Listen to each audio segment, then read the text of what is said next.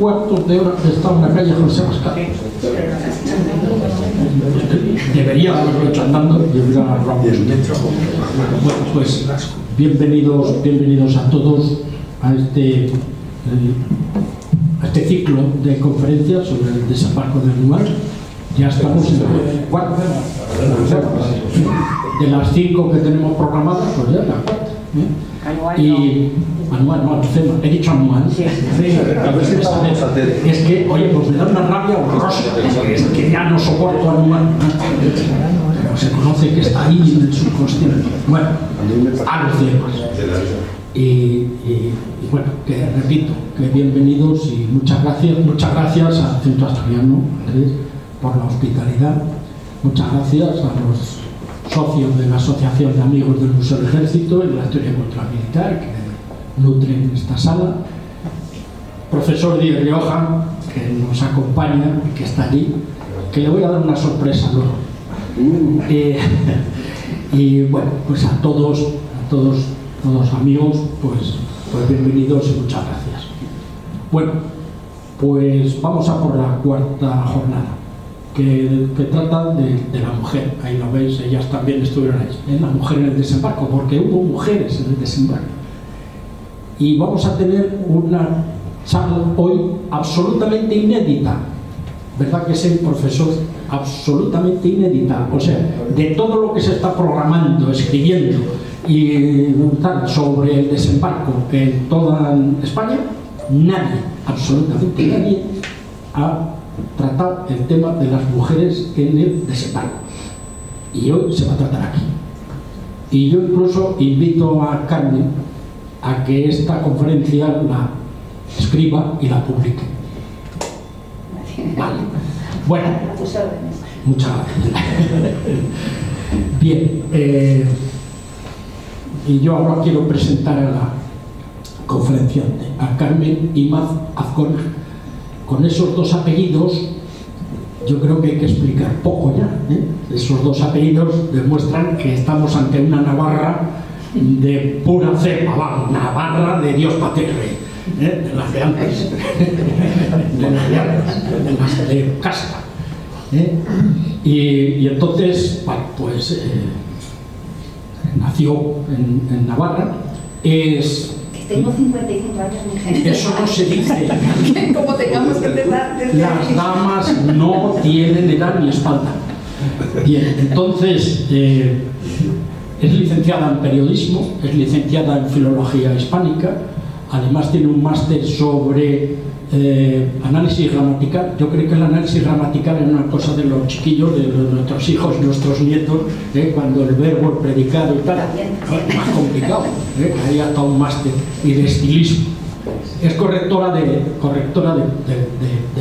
pruebas, de borradores.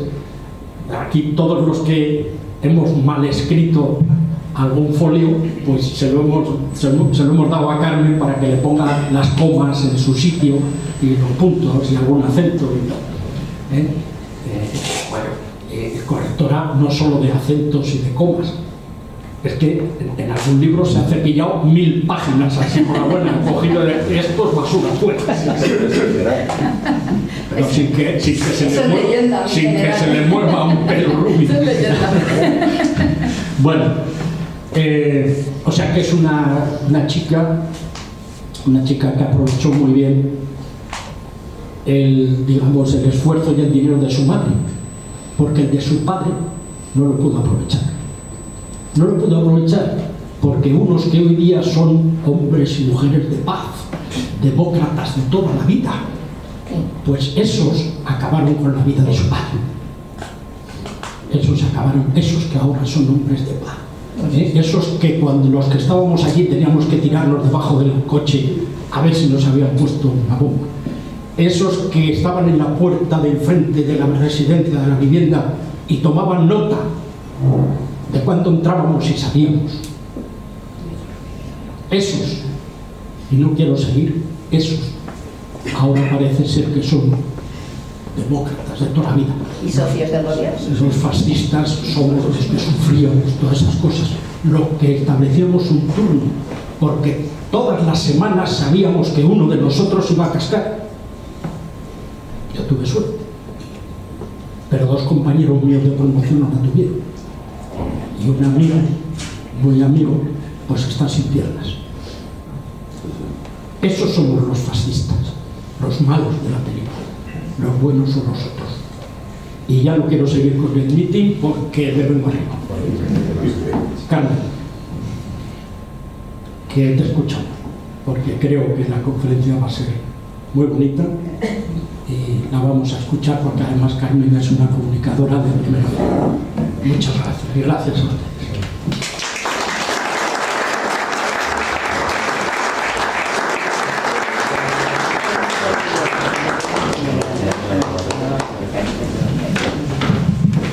Con tu permiso, en general, ante todo quiero agradecer a Centro Asturiano por esta acogida que ha tenido este centro de ciclo de conferencias y también a mi asociación, la Asociación de Amigos del Museo del Ejército y de la Historia y la Cultura Militar, por confiar en mí para que esté aquí ante todos vosotros, si me permitís que os tutee, hablando de que las mujeres también estuvieron en Alucemas.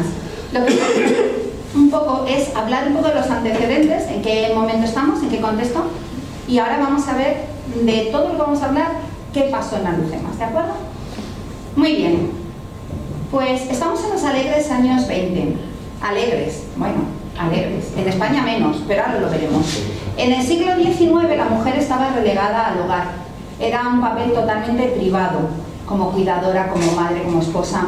Sin embargo, a finales de los años 19 y ya en los años 20, la mujer empieza a salir y va teniendo otra preponderancia, otra visión, en fin. Vamos a leer esta cita. Yo, como filóloga que soy, me gusta siempre poner citas. Si puedo que sean de la época, para que oigamos en sus propias palabras, mejor. Si no, pues alguna cita que me gusta y que ustedes o vosotros vais a escuchar.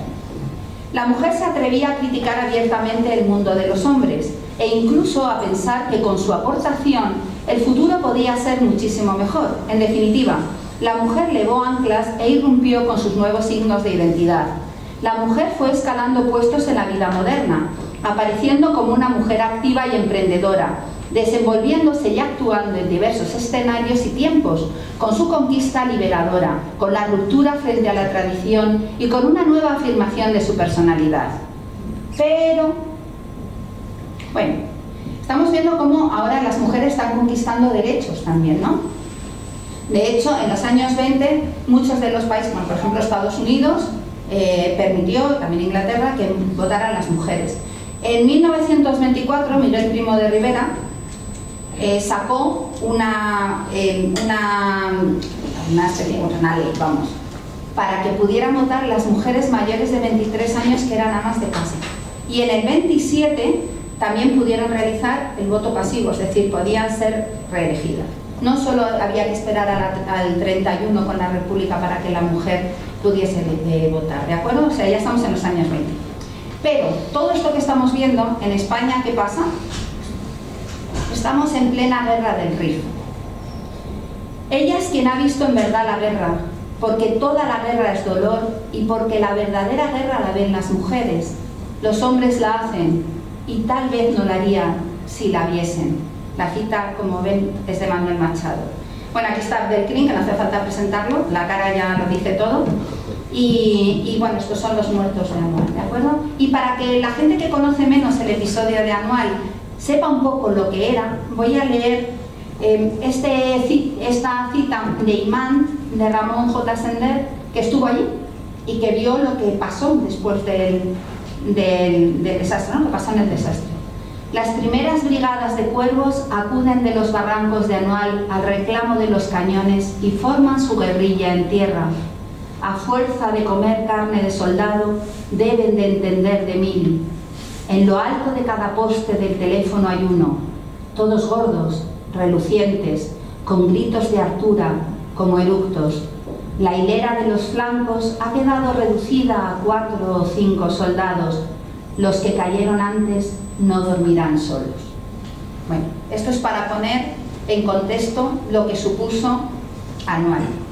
Bueno, pues para cubrir todas estas Anual y todo lo que es la guerra en Marruecos, tenemos a los responsables, mujeres.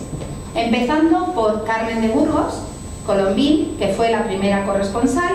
Ella la mandó el Heraldo de Madrid en la guerra de 1909, en la guerra de Melilla, pero en realidad también mandó corresponsales masculinos. A ella la mandó para cubrir la retaguardia, para cubrir lo que sentían los que estaban allí, no lo que ocurría en el frente, ¿de acuerdo? Voy a leer esta cita que es de ella. He escrito esta novela porque lo que luego publicó en el periódico, ya sin censura, aunque ya vimos según el otro día Honorio Feito que la censura era muy relativa, la publica en una novela que se llama En la guerra, ¿de acuerdo? Dice, he escrito esta novela en el campamento, con el mismo brazo que acababa de curar heridas de verdad. Por eso hay un raro temblor en ella.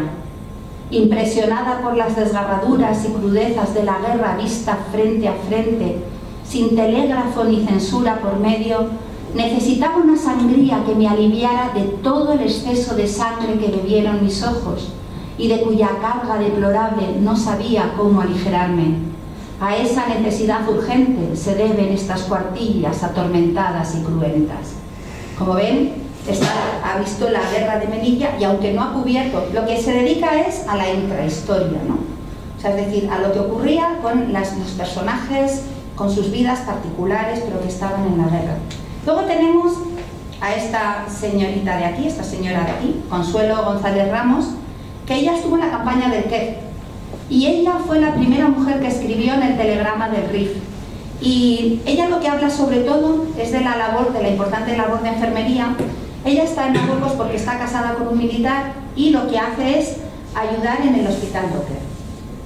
Entonces habla sobre todo de la importancia de las labores del triaje, de la especialización de la enfermería.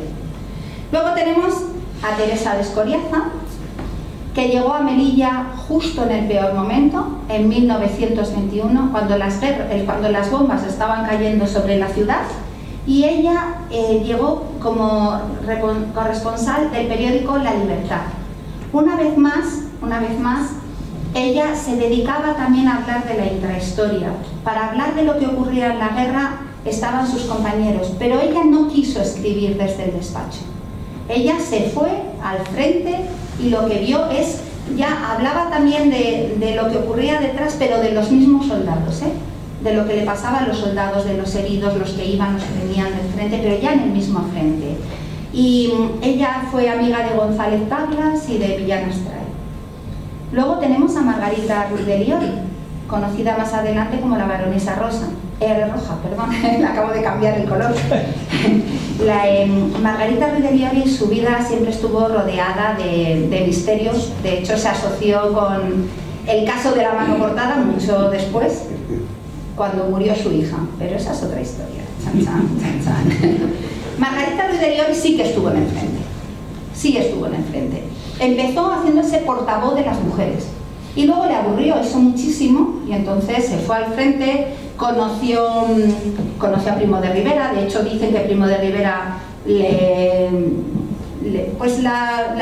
vamos, por decirlo de alguna manera, le dijo que espiara para nosotros, para él, ¿no?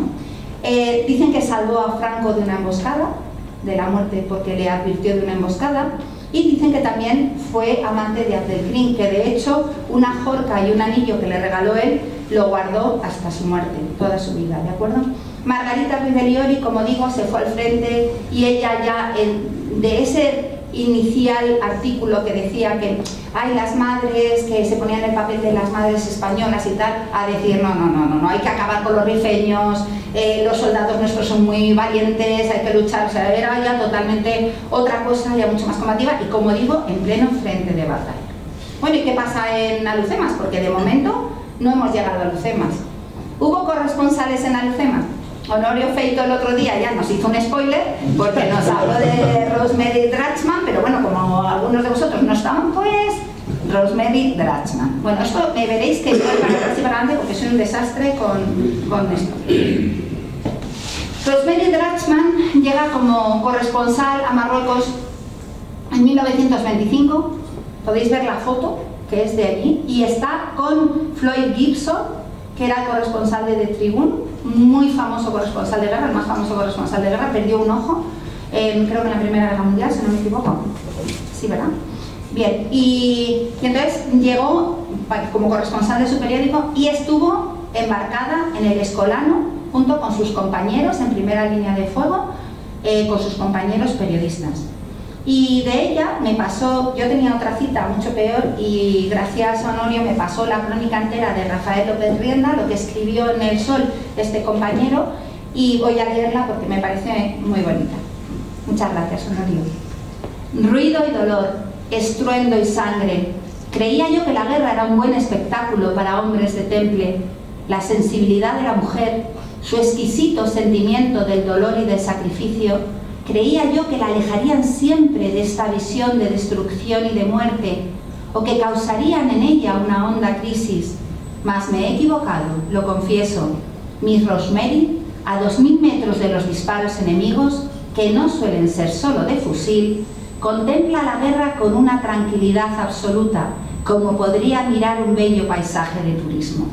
O sea, es decir, está embarcada con sus compañeros, exactamente igual que ellos, va a cubrir la guerra, igual, con su visión de mujer, porque evidentemente no somos iguales. Lo siento si alguien se creía que las mujeres y los hombres somos iguales, siento que se lleve esa decepción, no lo somos, pero sí que estuvo allí. De hecho luego sobrevoló Axir y todo, o sea, es decir, estuvo con sus compañeros en todo momento y en las mismas circunstancias. Muy bien, seguimos. Las damas de la Cruz Roja. Ya sabemos que las damas de la Cruz Roja, después del desastre de Anual, como fue, valga la redundancia, un verdadero desastre, pues la reina Victoria Eugenia mandó a María del Carmen Angolotti que creara, o sea, que se fuera con las damas de la Cruz Roja, es decir, voluntarias y además de buena sociedad, a Melilla, a crear un hospital, a hacer los triajes, a curar a los heridos, a atenderlos. O sea, fue muy importante la labor de las damas de la Cruz Roja, ¿no? Y vamos a leer, porque esto ya sí que es verdad que, bueno, como digo, estuvieron desde el desastre anual hasta aquí, estuvieron en el Hospital Dockers, y vamos a ver qué hacen, porque ahora lo que vamos a ver van a ser fotos, y esto que está sacado, como viene aquí, este texto de la memoria del Hospital de la Cruz Roja de Melilla, cómo estuvieron en Alhucemas. Permítasenos ahora aludir con viva emoción, ya que sentimos no poder describirlo con la debida elocuencia, al imponente y a la vez hermoso y fantástico espectáculo de la histórica bahía, completamente ocupada por toda clase de embarcaciones, desde el soberbio acorazado hasta la humilde canoa, y entre las que se destacaba la blanca silueta de los barcos hospital, que atraía la atención del enemigo, sirviendo de punto de referencia para sus disparos de cañón. Como vemos, los barcos hospitales, ellas están sobre todo en el Villarreal, pero vamos a ver qué mujeres, porque los nombres ya no los he aprendido de memoria, entonces tengo aquí la chuleta a mano, porque soy así de antigua. En el Hospital Villarreal, en el Duque Hospital Villarreal, estaban, entre otras, Irene Iribarren de Ostariz, esta es del sur, seguro, Paz Sancho Miñano, Juana Azorín de Pérez Núñez, Blanca Roldán, Esperanza Masdecol, etc. Por supuesto, también estaba allí, como la vamos a ver, la Duquesa de la Victoria.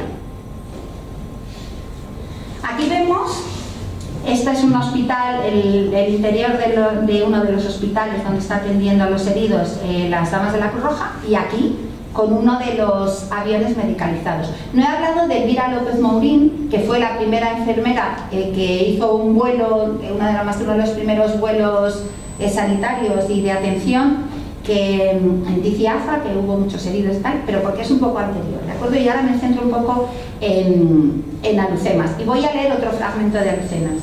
Veían en las barcazas los caídos en la contienda y eran recibidos en el hospital flotante con la mayor solicitud por el personal facultativo, duquesa, hermanas y damas, que procedían rápidamente a la clasificación para curarlos con la mayor urgencia, conscientes de que en muchas ocasiones perder un minuto en levantar las fuerzas decaídas del paciente es comprometer la vida de un hombre.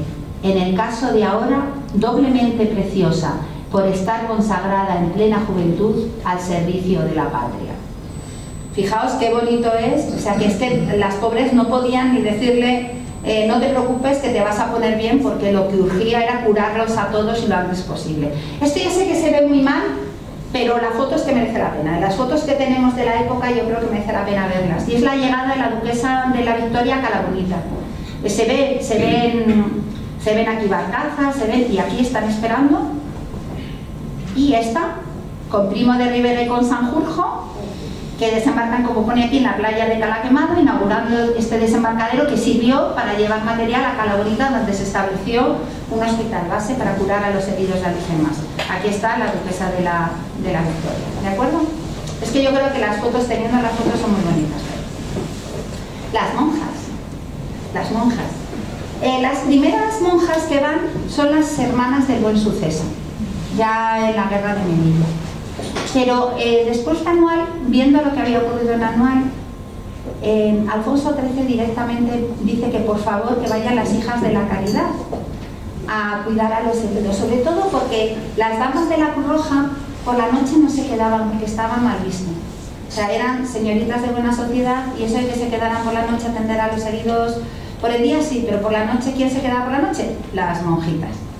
Las monjitas, que además hacían un papel estupendo. Vamos a ver lo que decía Antonio García Pérez, militar, ya lo sabéis, militar y además escritor, sobre las monjas. Ellas carecen de nombre, renuncian a todos los halagos que pueda ofrecer el mundo para convertirse en madres del recién nacido abandonado, en apoyo del anciano desvalido, en maestras del ignorante, en protectoras del demente y en hermanas de la caridad para los heridos de la guerra y todos los que por distintas enfermedades ingresan en un hospital. Su valiosa cooperación ha sido ignorada de casi todo el mundo, menos de los heridos. Su trabajo ha sido silencioso y en las tinieblas de la noche, en las que como sombras divinas se presentaban a los que tanto sufrían, como ángeles de paz y resignación. Fijaos cómo es muy bonita la imagen, el consuelo que les daban las monjitas a los heridos durante las noches, aparte que por supuesto los atendían, ¿eh?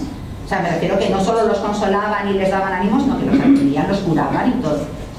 Muy bien, pues esto estamos hablando, que desde el 21 están las hijas de la caridad allí. ¿Y qué pasa en Alhucemas? Pues que estaban embarcadas y vamos a ver lo que dice en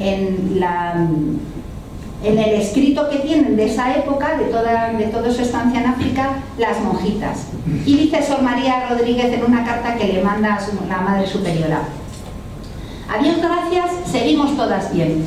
En lo que miran nuestras hermanas en los barcos es admirable. Con el temporal que ha habido, ni siquiera se han mareado. Yo me hubiera mareado. Más aún, ni al recoger los heridos y estar pasando continuamente las granadas por encima de las embarcaciones o cayendo muy cerca de ellas, ni una sola las ha tocado. Estamos viendo que están, pero en plenos barcos, que están cayendo las granadas por encima. Es más, voy a decir algunas de las monjitas que en esta relación de ellas mismas, de las hijas de la caridad, dicen con quién van embarcados, ¿no? Dice que, por ejemplo, que en la columna Saro, en el buque Hospital Barceló, están embarcadas, por ejemplo, Sor Antonia López y Sor Francisca Curieses.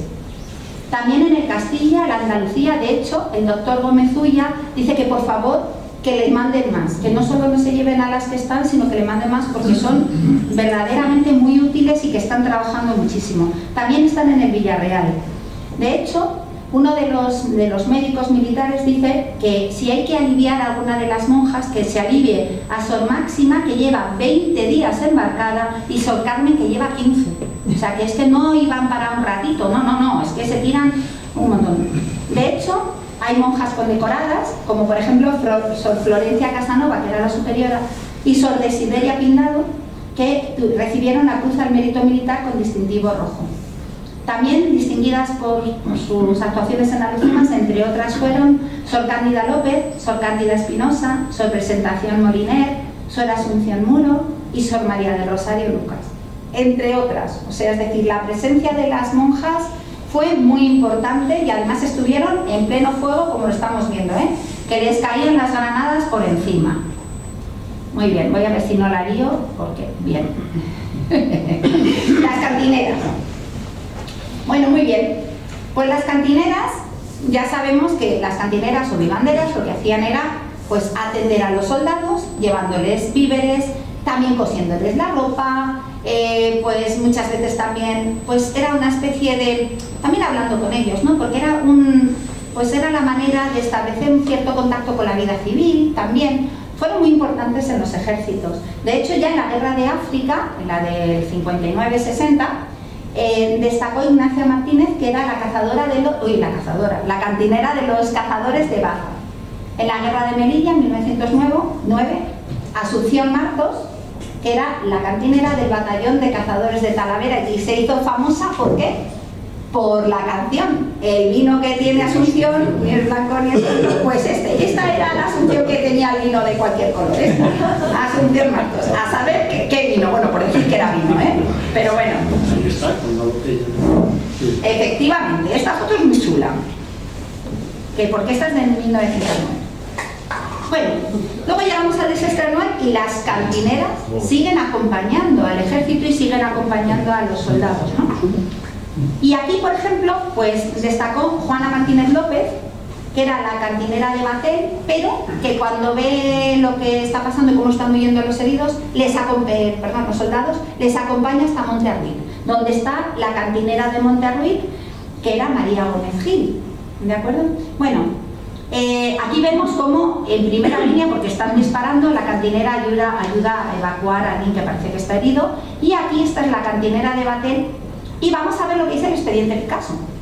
Dice, ella tuvo en sus brazos a Primo de Rivera, estamos hablando de Fernando Primo de Rivera, del de la Alcántara, mientras le hacían la amputación sin cloroformo, porque tampoco lo había. Ella le cuidó después y le pidió que no se moviera. Fernando Primo de Rivera murió en los brazos de esta cantinera, pero no fue el único. Muchos heridos murieron en los brazos de las cantineras, porque las cantineras no solo atendían, y daban de beber y daban provisiones, sino que también curaban a los heridos, ayudaban a llevarles la munición, a todo lo que pudieran, estaban en primera línea de frente con los soldados. Bien, Juana Martínez López, luego fue prisionera, luego fue liberada, junto también María Gómez Gil, también fue prisionera de los rifeños, también fue liberada. De ella se acordaron más, la pobre María Gómez Gil se acordaron menos de ella. Murió en el 29, está enterrada al lado del Panteón de los Héroes de Melilla, o sea que nunca se alejó al fin y al cabo de los que ella cuidó, ¿no? Bueno, vamos a seguir con las cantineras y con Alhucemas.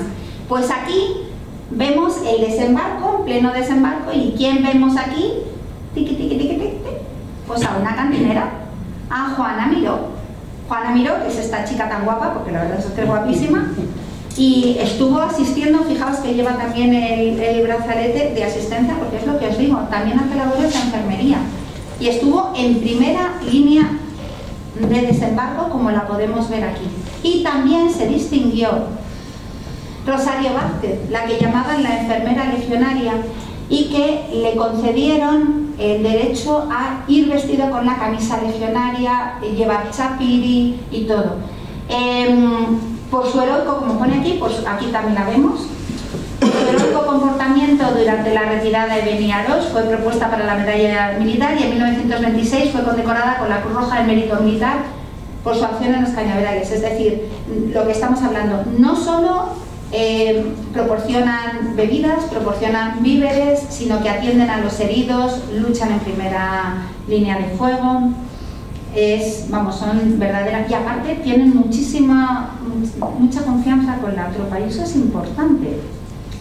Bueno, ella, Rosario Vázquez, estuvo con la segunda bandera de la Legión, del tercio extranjeros entonces, porque yo creo que todavía seguía siendo tercio extranjeros en el 25, desde el 1 de septiembre del 24 hasta el 31 de octubre del 25. Bien, aquí vemos cómo en el sol del 29 de septiembre de 1925, esto lo he puesto más grande, está bien pequeñito, pero lo he ampliado para que se vea. Elogios a una cantinera. Se elogia el comportamiento de la enfermera del tercio Rosario, quien a pesar de la lluvia de balas fue la primera en prestar sus auxilios a los heridos. O sea que fijaos dónde estaba. Esta es Rosetta Oldria, es una cantinera de origen italiano, Y me va a permitir, entre esta foto y esta, voy a contar una anécdota de José María Pemán con Francisco Franco.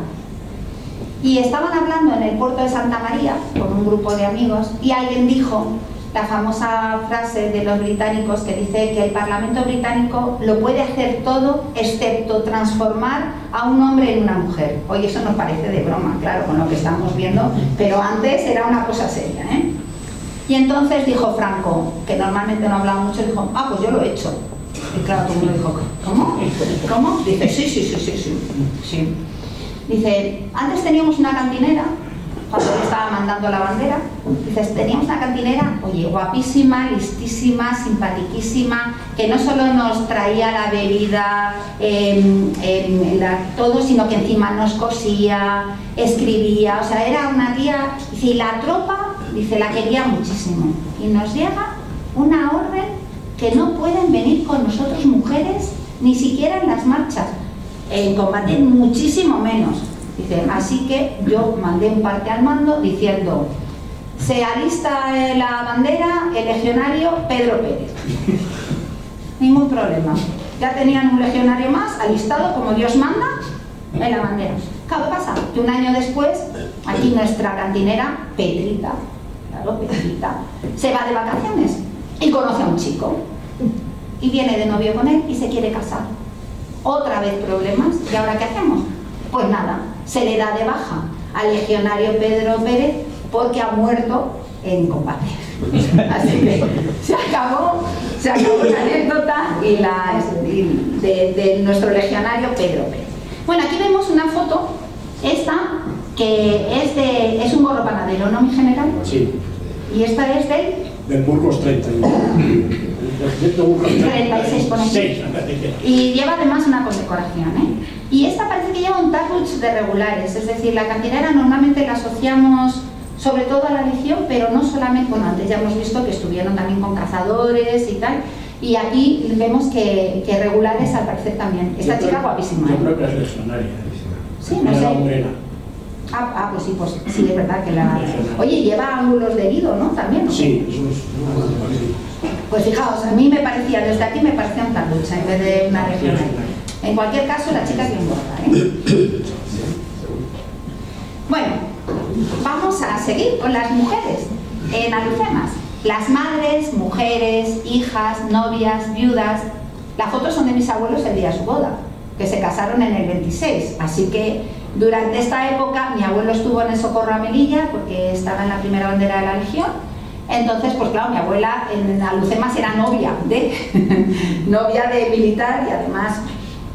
Así que voy a leer dos fragmentos, uno de Consuelo González Ramos, que firmaba, sobre todo, cambió de seudónimo. Aquí firmaba con Doña Eva de Campos, en La mujer española en la campaña de Ter. Y dice: trémulas de esperanza y de temor asistimos las mujeres a la lucha que se está desarrollando en estos campos rifeños. ¿Qué sería de nosotras si venciera la barbarie? Claro, la mujer española que está en Marruecos, pues claro, ve a las moras tapadas, aunque las rifeñas no se tapaban, ¿eh? Y luego lo veremos, pero a las moras tapadas, ese sometimiento al marido, esto, y ellos decían, es que es la lucha de la civilización contra la barbarie. ¿Qué va a ser de nosotros? ¿Y qué va a ser de nosotros hoy en día con la situación que estamos teniendo? Y no digo más. En fin, bueno, entonces las mujeres españolas, las que estaban allí, es a lo que están viviendo. Y luego las madres, las mujeres, fijaos, las madres, después del recuerdo del desastre anual, pensando que sus hijos estaban en la guerra con todos los muertos que había, o sea, un horror. Lo mismo, por supuesto, a las mujeres, a las novias. Y también, bueno, pues voy a leer esto de la guerra de Carmen de Burgos, porque estas son haciendo alusión a las mujeres que acompañaban a sus maridos militares, ¿no? Y que estaban allí en el protectorado. Dice, pero estas moscas, dice, no tenga usted cuidado, son muy cariñosas, la acompañarán todo el día. Las que yo padezco desde que llegué me esperan todas las noches en la puerta de mi cuarto. Creo que se vendrán conmigo a Madrid. Pues claro, o sea, es decir, sufrían penalidades al acompañar a sus maridos. Pues claro que sí. Mi abuela, de hecho, estando en África, cogió el paludismo. Que tenemos a alguien aquí que también lo ha sufrido, ¿verdad que sí? Bueno, seguimos. ¿Estuvieron en Alhucemas? Sí. ¿Pero las mujeres estuvieron en Alhucemas? Sí. Mirad aquí. Una señora que no va vestida ni de cantinera ni nada. Aquí hay una señora en mitad del desembarco. ¿Qué hace la señora? Poniéndose a caminar por ahí, porque además que se la ve, están como mirando hacia abajo, pero sí, hay señoras, hay mujeres en el desembarco. O sea, es increíble, la foto es buenísima, pero en Alhucemas hubo mujeres. Y luego esto, que voy a leer ahora, esto me lo entregaron el otro día el director del Teatro Circo de Albacete, porque justo era el 12 de octubre y entonces se celebró en el Teatro Circo, sabéis que es de los años 20, es de los pocos teatros circos que quedan en el mundo, la fiesta de la raza. Y esta fiesta de la raza, el dinero que se recaudó se mandó a Alhucemas para ayudar a los heridos y a todos. De hecho, antes el director, el gerente del Teatro Circo que me regaló el programa, está en blanco y negro porque no sé si está ahí en color, pero como me lo dio una fotocopia, pues yo lo he puesto tal cual, pero porque se llama Ricardo Beléndez, y oye, se lo agradezco porque simplemente saber, como me pasó con Honorio, simplemente saber que iba a dar la conferencia, pues me lo hizo llegar, me lo dio, y quiero leer este fragmento de las mujeres. Justo antes está diciendo, nuestros bravos soldados que han tenido ese rotundo éxito en Alhucemas y tal, ¿no? Y ahora dice, y tú, mujer albacetense, que es tanto como decir mujer buena y hermosa, hada del hogar manchego, cifra y compendio de las más excelsas virtudes y de los más esplendentes encantos femeninos, ruega en tus fervorosas oraciones y llora por los heroicos compatriotas muertos en la guerra, que tus lágrimas abrillantarán su limpia fama, como las nítidas perlas de rocío esmaltan y avaloran el manto esmeralda de las florecientes campiñas en un bello amanecer de primavera, que nos parece cursilísimo. ¡Un horror! Pero era el lenguaje de la época. Pero fijaos cómo este fragmento nos recuerda a la mujer del siglo XIX, ¿eh? No a la mujer del siglo XX, ya nada que ver con ni con las monjitas, ni con las corresponsales, ni con... No, esta es la mujer del hogar. ¿Qué puedes hacer? Pues rezar por nuestros caídos, ¿no? Pero me pareció tan bonito que quería... Eudoxio, que también el nombre se las trae. Espero que no haya ningún Eudoxio en la sala, por favor, porque yo soy así de patas. Y pues era el que escribió el panfleto, ¿no? Que firmaba. Bueno, pues estamos hablando de eso, de mujeres, de novias, de madres, de viudas. Y aquí está esta señora, en una foto de la época también del desembarco de Alhucemas. Aquí tenemos a la señora, evidentemente con esta pinta toda de negro y tal, tiene que ser una viuda seguro. Sí, está tapada la cara, está... Y además, oye, el gesto también, el gesto no es de... Bueno, pues también estuvieron las viudas. Y ahora vamos a pasar a las madrinas de guerra. Las madrinas de guerra eran señoritas que estaban en España y que amadrinaban, valga la redundancia, algún soldadito. Sobre todo alguno que no tenía familia. De hecho, los que no tenían familias tenían costumbre de escribir en los periódicos solicitando una madrina de guerra. Entonces, pues, oye, las madrinas de guerra pues les mandaban cartas muy cariñosas, les mandaban su cariño, la correspondencia, incluso de vez en cuando algo de dinerillo, pero poco para tabaco o lo que fuera, o sea, poco. Pero vamos a ver lo que decía José Díaz Fernández en el Blocao, ya veis que es de 1928, o sea, de fragmentos de la época. Es más largo, pero solo lo he cortado. Para una madrina de guerra. Señora, terminó igual que en los romances. Había mucho plomo. Se puso en pie y marchó adelante. Le dieron un pacazo en el costado. Ya sabéis que a los fusiles, ¿cómo se llama? Fusiles. Le llamaban Paco por el ruido que hacían. Entonces, bueno, pues evidentemente le estaban contestando a la vuelta O sea, a una de las cartas de la madrina le están contestando que su amadrinado, su ahijado, pues que había muerto. Y ahora vamos a ver lo que dice Riad en su libro Fui de ministro de Artillería de Melilla, porque está hablando precisamente de esto, ¿no? de la importancia de las madrinas de guerra. Dice, algún soldadito olvidado y abandonado en algún campamento o posición avanzada, le era grato, por no decir agradabilísimo, el recibir una misiva de una joven desconocida que le prodigaba toda una suerte de frases sentimentales, agradables y elocuentes, de consuelo, que francamente endulzaban sus corazones acostumbrados ya a la terrible matanza del hombre por el hombre. O sea, es decir, cuando recibían una postal o una carta de las madrinas de guerra, se llevaban una alegría muy grande, que cuando estás en estos momentos de lucha y de muertos y de todo, da mucha alegría. Es muy importante la figura de las madrinas de guerra. ¿Y estuvieron en Alhucemas? Claro, como siempre voy al revés, pero bueno. Esto es una postal y pone: hecha en la posición Silveiro, Alhucemas, el 4 de diciembre, el día de nuestro cumpleaños, que el general y yo cumplimos el mismo año, el día de Santa Bárbara, de 1925. Aquí vemos a los soldados, la foto que le mandan a la madrina. Y el texto dice, sí, al revés, como siempre: un recuerdo para mis simpatiquísimas y buenas madrinitas de mi estancia en la posición Silveiro de Axdir y los cariñosos afectos de su ahijado y mejor amigo Juan.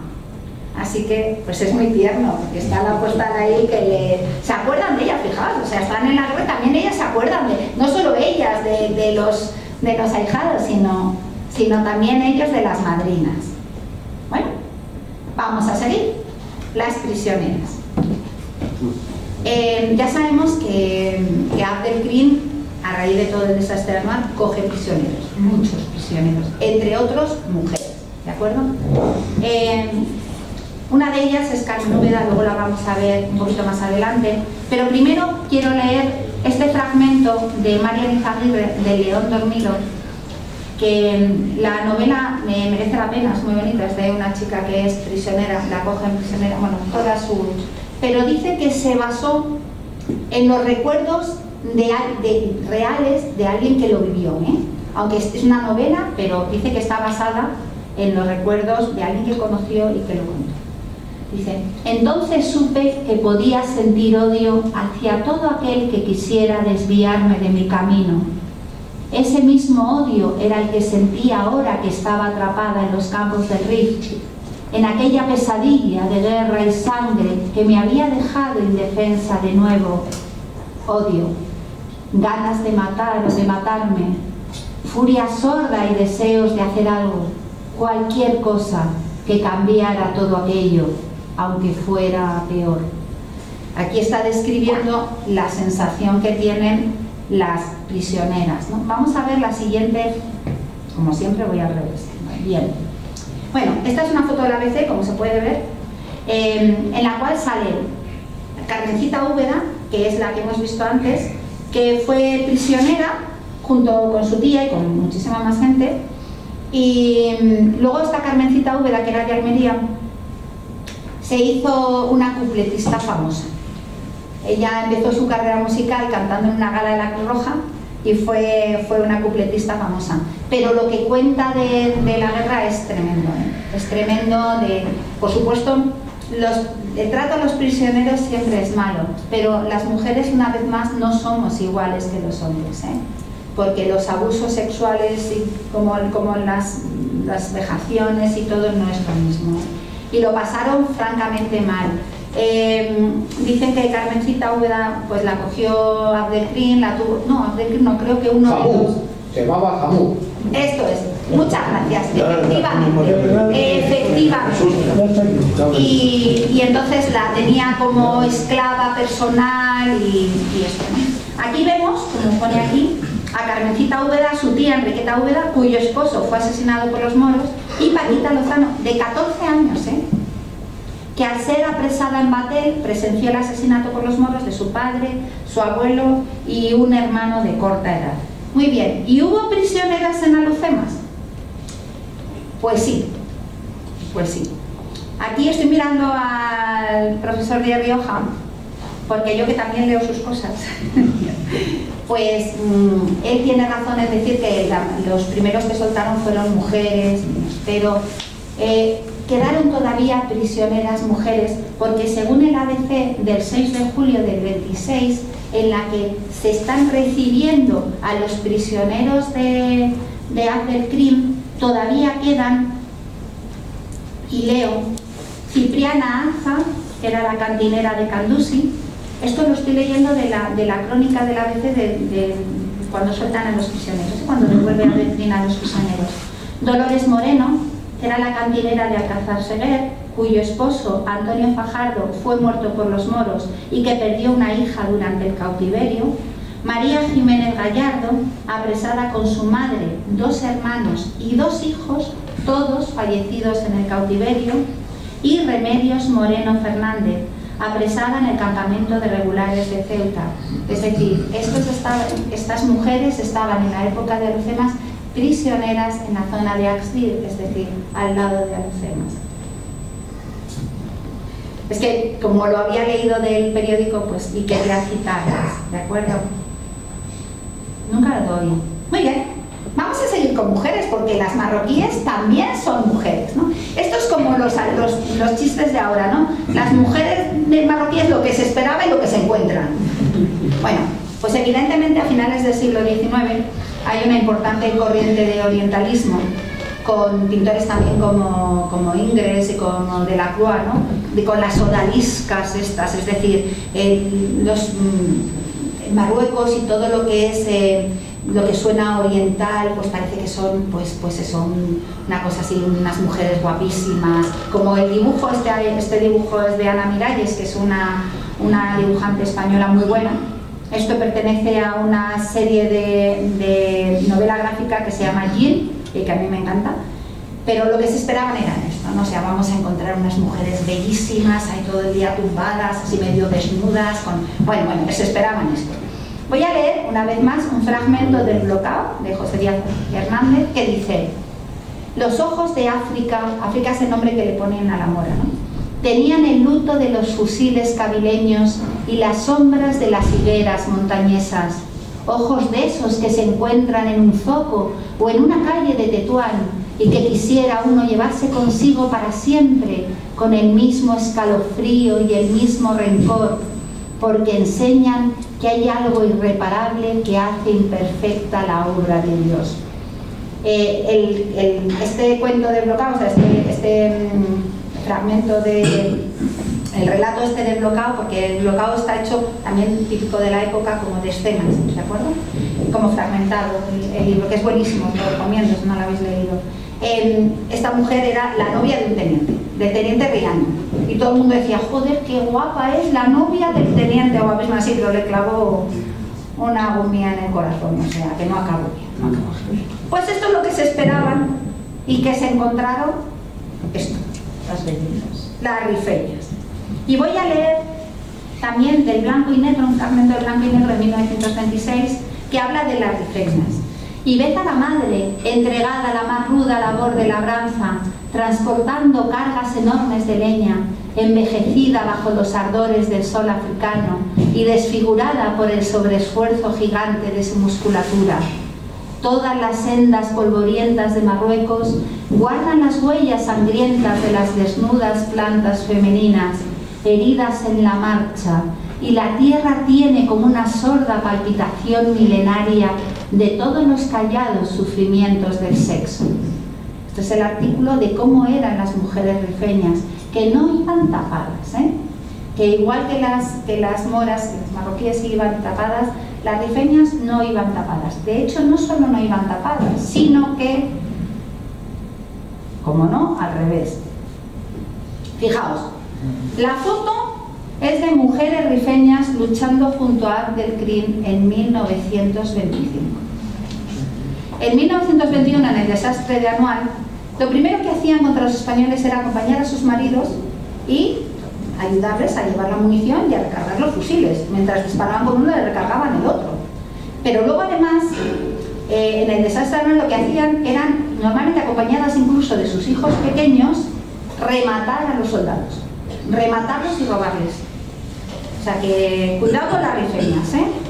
Aparte, como faltaban brazos para el campo, pues trabajaban no solo en el campo sustituyendo a los maridos que estaban en la guerra contra nosotros, sino que también en las fábricas de munición.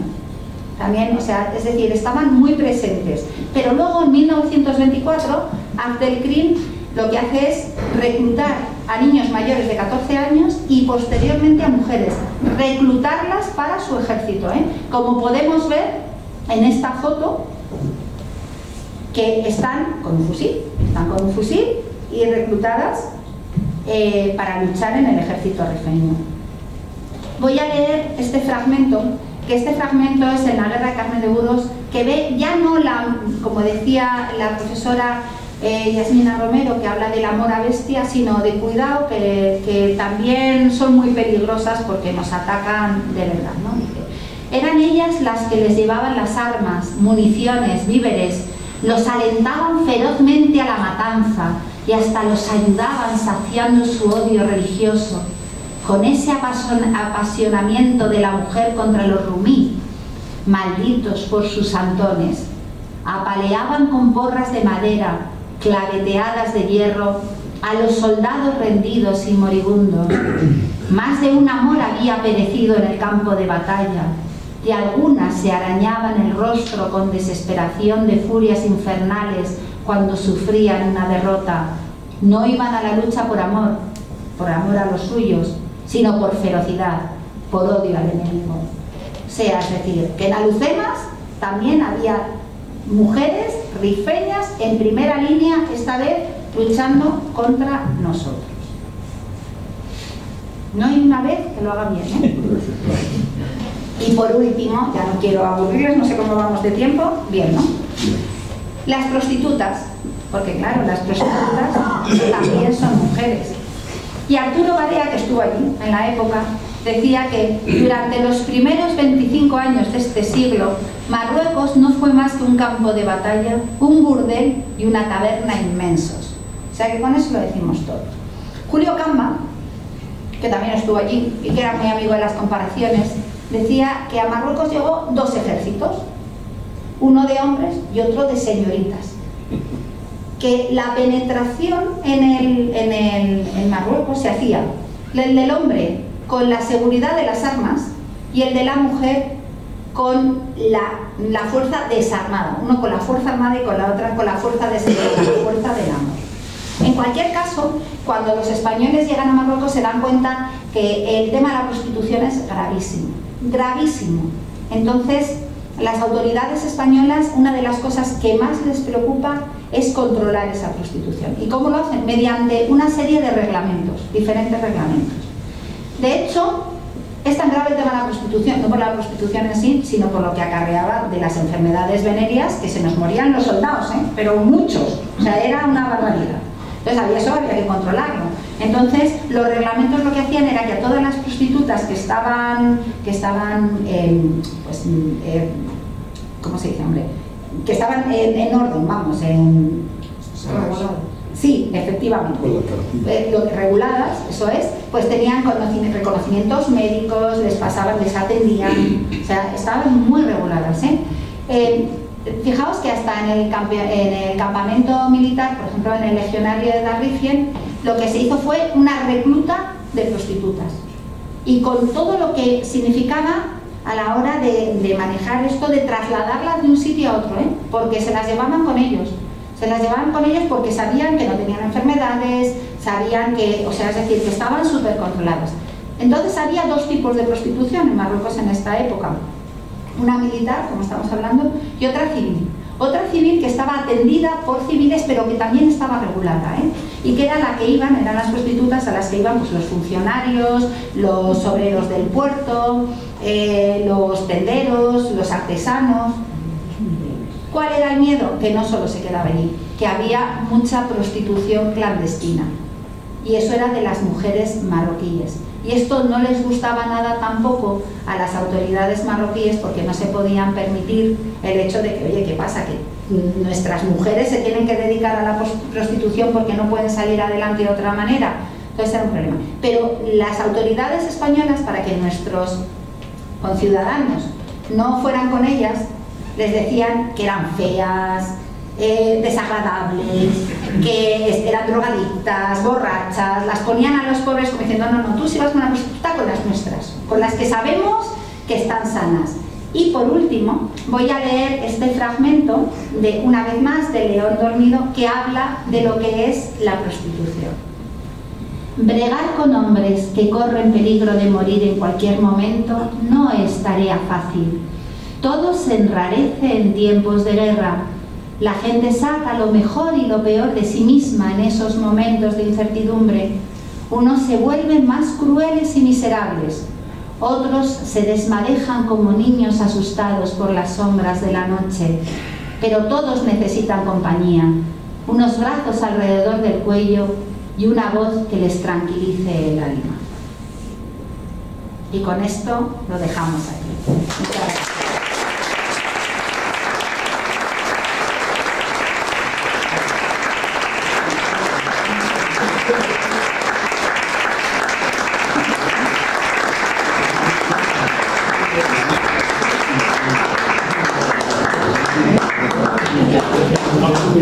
Es que no hay.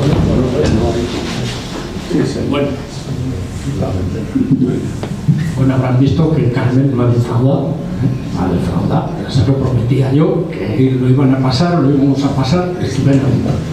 Y una maravilla.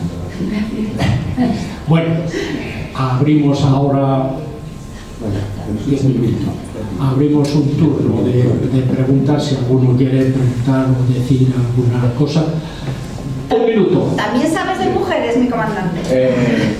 Magnífica conferencia y te sugiero que la des en la hermandad. No sé si has leído el libro de Gerardo Muñoz Morente. Cuenta que todas las prisioneras españolas fueron violadas. Sí, todas. Y esa fue la razón por la que nunca un militar, un alto comisario civil, Silvela, decidió los bombardeos con armas químicas, por las barbaridades que habían hecho, más los velayas que los rifeños. Pero te felicito, que ha sido una cosa muy buena, y termino para que no se me mosque un poco mi querido general. Es que se presentó el libro La cantinera de Monterrey, 61 ejemplares vendidos, que ya es bastante, sí, de Carlos Sánchez Zaragoza, sí. Espero que algún día... Estuvo el otro día aquí.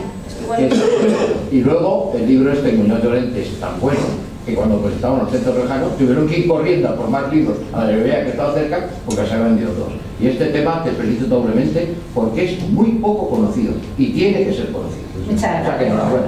Muchas gracias.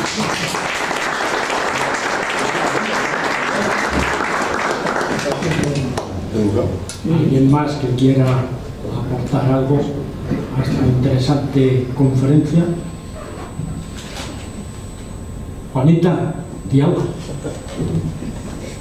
Se me ocurre preguntar por maestras, pero como hemos llegado tarde, no sé si será un tema, ¿no? Bueno, o algún tipo de mujer que se dedicara a la educación o a la asistencia, pero bueno, no habría niños de frente, digo yo. En esta época es cuando empiezan, o sea, a finales de, bueno, toda la vida las mujeres se han dedicado a enseñar, ¿no? Y a principios del siglo XX es cuando ya se dedican a hacerlo de forma profesional. De hecho, mi abuela fue una de las primeras mujeres que hizo la carrera de magisterio por la Normal de Madrid, ¿no? O sea, es decir, sí que es verdad que ya se empezó a profesionalizar la carrera de maestra, ¿no? De magisterio. Pero aquí que tengamos testimonios de ellas profesionalmente hablando, no tenemos. ¿Las habría? Seguro, segurísimo, porque además todos los niños españoles que nacían en el protectorado y tal, pues tenían que ir al cole y seguro que iban también con maestras españolas, pero no tenemos ningún dato conocido de alguien así profesional. Bueno, para mí, la verdad es que en este tema de las mujeres hay una mujer realmente interesantísima, A mí me tiene muy interesado, que es Carmen Angolotti Mesa, la duquesa de la Victoria. La duquesa de la Victoria es un personaje que, vamos, es que parece mentira que en la historia de España tengamos esa mujer y la conozcamos los que estamos aquí, y un poco más. Una mujer extraordinaria, extraordinaria. ¿Qué papel hizo? Además, en La Reina le dijo: Carmen, vete a Melilla y mira a ver qué puedes hacer. Esa fue la orden. Vete a Melilla, sétate. Vete a Melilla y mira a ver qué puedes hacer. Bueno, pues pudo hacer hospitales en Melilla, en Tetuán, en Larache, en fin, llenó el protectorado de hospitales. Fue la coordinadora general, o en fin, un cargo así de bombate, de la Cruz Roja en el protectorado. En fin, fue una mujer muy importante. Tan importante que metió en cintura a la sanidad militar. A la sanidad militar. Tuvo un encontronazo con un teniente coronel, se llama Treviño, que era el jefe de sanidad allí en Melilla, y tuvo un encontronazo con él porque el teniente coronel, pues claro, dijo: esta señora. Y entonces la duquesa dijo: bueno, usted verá, teniente coronel, pero conmigo está la reina y usted verá lo que hace. Y ahí se acabó el problema. Bueno, que de verdad una mujer extraordinaria, como todas las que Carmen nos ha contado, todas muy interesante, y fueron, bueno, ahí estuvieron y fueron muy importantes. Y yo siempre me he quedado con ganas de saber quién es esa mujer vestida de negro que se pasea tranquilamente entre todo ese militar concurso que hay ahí en la playa. ¿Quién sería esa mujer? ¿Qué hacía ahí? Pero realmente es esta mujer. Bueno, pues la vemos que se va andando por ahí con tranquilidad absoluta. Sería una cantinera. No sabemos. No va vestida de cantinera. No sabemos quién era. No tenemos ni idea. Claro, ahí está. Pero no sabemos. ¿No? Y tampoco lleva brazalete, ni nada de... ¿Qué va? ¿Está paseando ahí tan feliz? A saber. ¿Es un abrigo lo que lleva? Sí, parece un Sí, abrigo, o un guardapolvo sí, o algo así. Vestida así. No tenemos ni idea de quién. Bueno, como ves, Manolo, le digo a mi primo que me decía: ¿qué hacían las mujeres en la luz de más? Dar calorcita a los soldados también, pero no solo. Muy bien, bueno, pues damos las gracias una vez más a Carmen. Gracias. Yo creo y coincido con Juan Manuel que esto no puede quedar aquí. Esto no puede quedar aquí. Y entonces, pues nada. Y yo ahora invito al profesor Díez Rioja, si es tan amable, de acercarse. Es verdad que no estuvo. Bueno, el profesor Díez Rioja nos dio la primera conferencia, la conferencia inicial del ciclo, nos la dio el profesor, que nos puso en situación, nos contó todos los antecedentes. Y entonces, pues en nombre de la Asociación de Amigos del Museo de Jeju y la Historia de la Cultura Militar, pues yo quiero que tengas un recuerdo nuestro y un agradecimiento por la magnífica conferencia. Muchísimas gracias.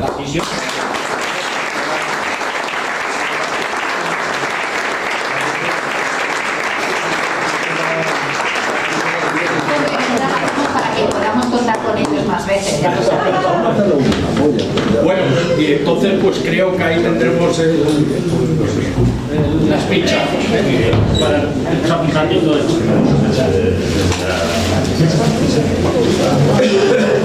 Y no falten a la siguiente,